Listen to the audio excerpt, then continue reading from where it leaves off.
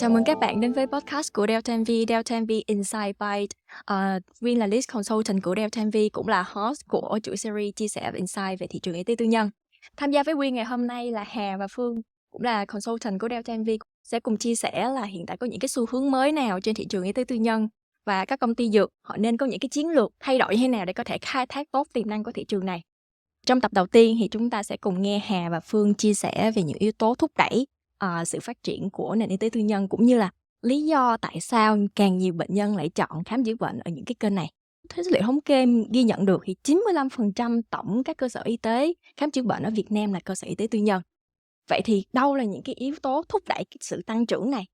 Nó sẽ có hai nguyên nhân chính. Đầu tiên lúc nào mình cũng phải nói về chính sách. Thứ hai thì nó sẽ liên quan đến cái yếu tố kỳ vọng của bệnh nhân. Nói về chính sách thì, mấy năm gần đây em nhớ là vào năm 2022 thì Bộ Y tế có một cái, dự thảo lần thứ 9 về quy hoạch mạng lưới y tế tại Việt Nam. Trong đấy thì có khuyến khích, là tăng trưởng cái số giường bệnh của y tế tư nhân lên 10% vào năm 2025 và 30% vào năm 2050. Đồng thời là cũng khuyến khích phát triển mạng lưới y tế tư nhân, bởi lẽ là nhà nước cũng muốn là chia sẻ bớt gánh nặng với cái hệ thống y tế công, phân loại, cho bệnh nhân cái cơ hội để tiếp cận với cái y tế ban đầu một cách chất lượng nhất để phân loại đúng đúng người, đúng bệnh về đến đúng tuyến. Thế còn về nhu cầu của người dân thì mọi người có thể chia sẻ hơn là họ có những cái nhu cầu gì, tại sao, cái lý do gì họ tìm đến các cơ sở y tế tư nhân nhiều hơn? Sau Covid-19 thì cái kỳ vọng của bệnh nhân về cái dịch vụ y tế nó cũng tăng cao hơn. Tức là bây giờ người dân họ đến các cơ sở khám chữa bệnh không phải là để được khỏe nữa, mà còn để được đẹp, để được chăm sóc, để được phục vụ. Thì mình nhìn thấy cái ví dụ mà nó rõ ràng nhất đi là ngày xưa là ba mẹ mình đi sinh em bé là sinh xong là sinh thôi, chứ còn không có nhu cầu là tôi phải check-in, tôi phải vào một nơi đẹp, phục vụ tốt, chăm sóc tốt. Rồi, tôi còn có cả một cái ekip đi theo tôi để tôi quay video, tôi lưu lại những cái khoảnh khắc mà tôi sinh. Nhưng mà cái thời của chị em mình ấy thì nó lại khác, mình thấy là họ sẽ chọn cái phòng, ví dụ như họ đi sinh thì họ sẽ chọn phòng President này, họ chọn phòng VIP để họ sinh. Vậy thì nó sẽ là cái trải nghiệm về dịch vụ khám chữa bệnh, chứ không còn là đơn giản là mình đi đến đó để mình khám bệnh nè, hoặc là mình đi chữa bệnh á. Thì ngoài ra đối với những cái, mặt bệnh khác đi, ví dụ như là, tim mạch, khám tổng quát hay là bệnh khớp này nọ, không chỉ riêng là về thai sản, thì họ có những cái kỳ vọng nào hoặc là có những cái đặc điểm nào khác cái đối tượng bệnh nhân mình như Hà đã chia sẻ? Khi mà người ta lựa chọn đi khám chữa bệnh tại những cái cơ sở tư nhân á, thì cái điều mà đầu tiên mà người ta mong muốn đó là cái sự thuận tiện. Và khi mà nhắc đến cái sự thuận tiện thì có 3 yếu tố chính mà người ta sẽ thường quan tâm đến. Thứ nhất là có gần nhà người ta hay không, thứ hai là cái thời gian hoạt động nó linh hoạt, và cuối cùng á là cái cơ sở đó nó có cung cấp đầy đủ những cái dịch vụ mà người ta cần thiết. Mà khi mà mình nhắc đến cái sự gần nhà á, thì ví dụ như là khi mà người ta có con nhỏ đi, thì mà con người ta bị bệnh thì người ta sẽ muốn là đưa con người ta được đi khám chữa trị ngay, chứ người ta không có muốn là phải mất thêm thời gian di chuyển. Tại vì người ta sẽ lo sợ là trong cái quá trình thời gian người ta mà di chuyển như vậy á, lỡ đâu có cái vấn đề gì xảy ra thì người ta sẽ không thể nào người ta xử lý kịp được. Thì cái sự thuận tiện, cái sự gần nhà đó nó sẽ giúp cho người ta có thể giải quyết được ngay những cái vấn đề mà người ta gặp phải. Thứ hai nữa là liên quan đến cái linh hoạt thời gian.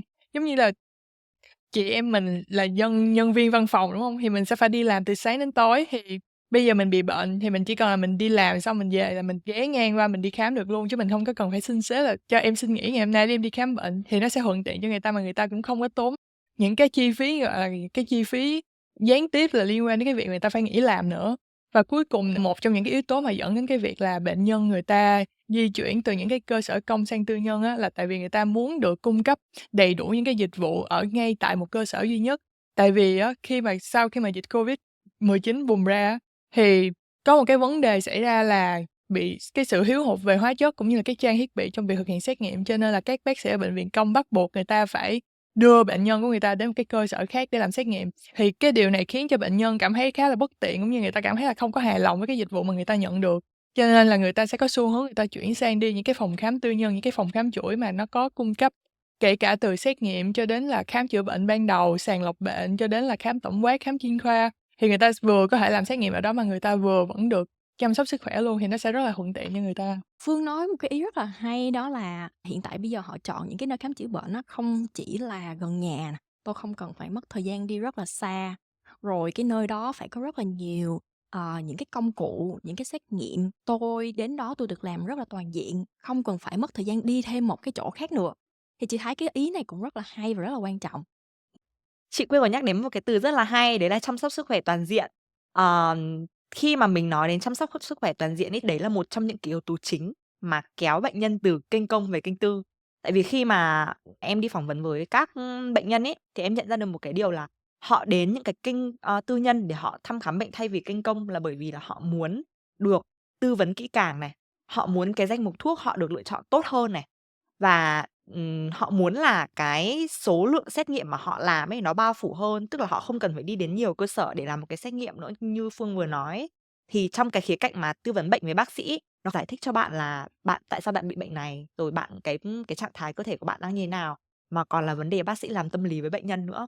Em nhớ có một cuộc nói chuyện với một bác sĩ thận, thì anh ấy có làm ở bệnh viện tư cũng khá là lớn tiếng ở Sài Gòn. Thì anh ấy có nói là cái việc mà cái niềm tin của bệnh nhân với bác sĩ thì nó quan trọng lắm em ạ. Mà cái việc đấy ở bệnh viện công anh không thể làm được, tại vì một ngày anh khám 60 đến 70 bệnh nhân, mỗi bệnh nhân anh chỉ có 2-3 phút để nói thôi, anh chỉ nói qua là "OK, bây giờ bác bị bệnh này, bây giờ bác phải uống thuốc này, một ngày uống mấy lần, rồi cái bill này bao nhiêu tiền." Thế là hết, chứ không được nói tận tình với họ là cái tiên lượng điều trị của họ như thế nào, tại sao họ phải tuân thủ, tại sao họ lại bị cái bệnh này, rồi tất cả những cái vấn đề liên quan đến cái thắc mắc của họ về cái bệnh của họ là bác sĩ không thể giải quyết được ở trên bệnh viện công. Nhưng ở bệnh viện tư thì bác sĩ có thể làm được điều đấy, bởi vì như em biết là ví dụ như Care Plus hoặc Zio Health là họ có một cái benchmark, bác sĩ là phải tư vấn 15 đến 20 phút cho một mặt bệnh nhân. Và khi mà họ đến những cái cơ sở tư nhân này này, thì cái lựa chọn thuốc của họ cũng đa dạng hơn, bởi vì là họ không cần dùng mũ bảo hiểm y tế nữa, mà họ còn có thể sử dụng các bảo hiểm tư nhân. Và thường ấy là ở các kênh tư ấy, thì cái số lượng thuốc mà mình, gọi là, mắc tiền hơn ấy, nó sẽ nhiều hơn.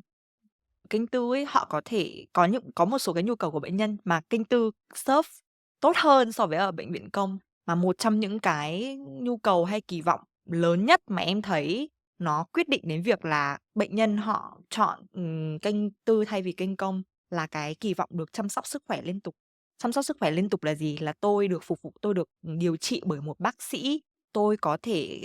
được cá nhân hóa cái phương án điều trị của tôi. Bác sĩ đấy đã theo tôi, đã điều trị cho tôi từ rất lâu rồi, bác hiểu được cái tiền sử bệnh của tôi này. Bác hiểu được là tôi đang dùng thuốc gì, tôi dị ứng với thuốc gì và nếu mà tôi dùng thuốc, khác cho bệnh này thì có được không?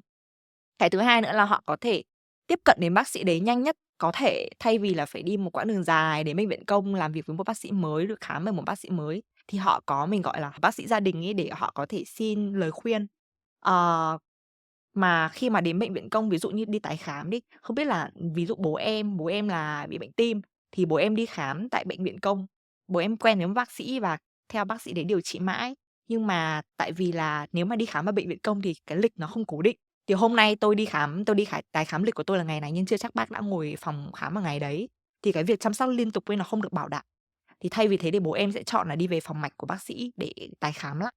Và cái việc này nó cũng rất phổ biến khi mà em đi nói chuyện với các bệnh nhân. Em nhớ mãi là có một chị bệnh nhân, chị đấy là có 2 đứa con, thì một đứa là bây giờ 8 tuổi, một đứa bây giờ 4 tuổi. Thì chị theo bác sĩ nhi đấy từ khi mà chị có đứa bé đầu tiên, từ khi nó 1 tuổi cho đến bây giờ chị có đứa bé thứ hai, chị vẫn theo cái bác sĩ đấy, bởi vì chị ấy nói là bác ấy biết là con chị đã dùng những cái kháng sinh gì, bị những cái bệnh gì trước đấy rồi, có nên sử dụng những cái thuốc khác không, nó bị kháng thuốc gì, bác ấy biết hết. Nên bây giờ để mà chị chuyển sang một bác sĩ khác ấy, nó sẽ là không an toàn cho 2 đứa bé nhà chị. Vậy thì chị có thể nói là hiện tại dưới cái đà phát triển của kênh khám chữa bệnh tư nhân này nè,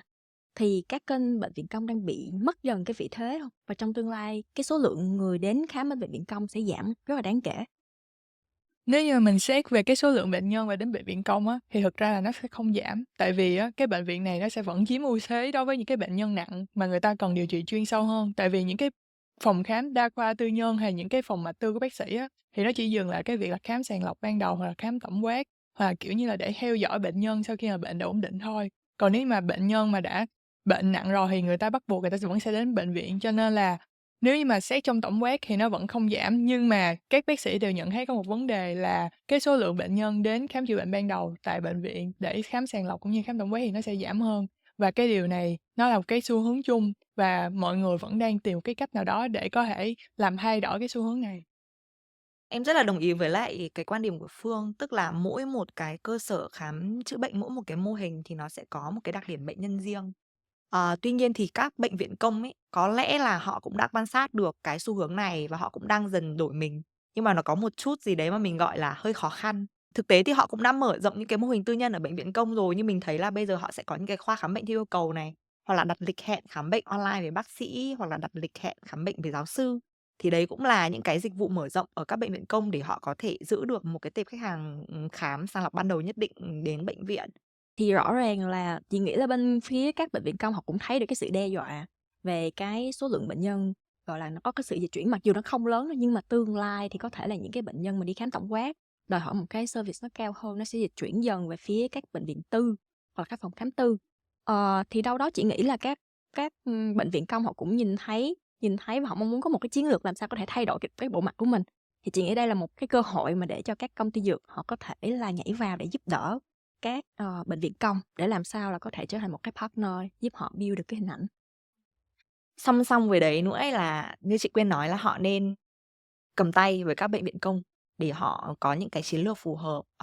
định hình lại cái mô hình dịch vụ của, bệnh viện công. Nhưng mà bên cạnh đấy em nghĩ là cái việc mà bắt đầu chuyển hướng tập trung vào khai thác kênh tư nhân ấy nó cũng rất là quan trọng. Bởi lẽ là kênh tư nhân là một kênh rất tiềm năng, mặc dù bệnh viện công bây giờ cái thị phần tiêu thụ thuốc biệt dược có thể nó lớn đi, nhưng mà trong tương lai cái tiềm năng phát triển nó sẽ nằm ở trong thác kênh tư nhân. Bởi vì nó có 3 cái yếu tố chính tác động vào. Thứ nhất là các bác sĩ ở kênh tư nhân ấy, thì họ sẽ không bị giới hạn bởi cái mức trần bảo hiểm và họ có thể kê những cái thuốc, mắc tiền hơn cho bệnh nhân được nếu như mà nó phù hợp với bệnh nhân và nó tốt hơn cho bệnh nhân. Thứ hai nữa ấy là bản thân bệnh nhân mà đến kênh tư ấy, là họ đã có khả năng tài chính rồi, họ không bị giới hạn bởi cái việc là tôi muốn thuốc rẻ hơn hay tôi muốn thuốc đắt hơn. Thứ ba nữa là khi mà họ đến kênh tư nhân như mình có vừa nói, cái kỳ vọng của họ cao hơn và chắc chắn là họ sẽ willing, họ sẽ sẵn sàng để trả cho những cái thuốc mắc tiền hơn mà hiệu quả cho cái việc điều trị của họ. Cảm ơn Hà và Phương là cũng đã chia sẻ rất là nhiều insight hay, về chuỗi series tập trung vào kênh cơ sở khám chữa bệnh tư nhân. Thì sẽ có rất là nhiều cái câu hỏi mình đặt ra, đúng không? Thì có những cái yếu tố nào định hình cái cuộc chơi này? Và các kênh tư nhân họ hiện tại họ đang cạnh tranh như thế nào? Thì trong tập tiếp theo thì chúng ta sẽ cùng nhau trao đổi và có thể là có những cái insight chia sẻ từ Hà và Phương.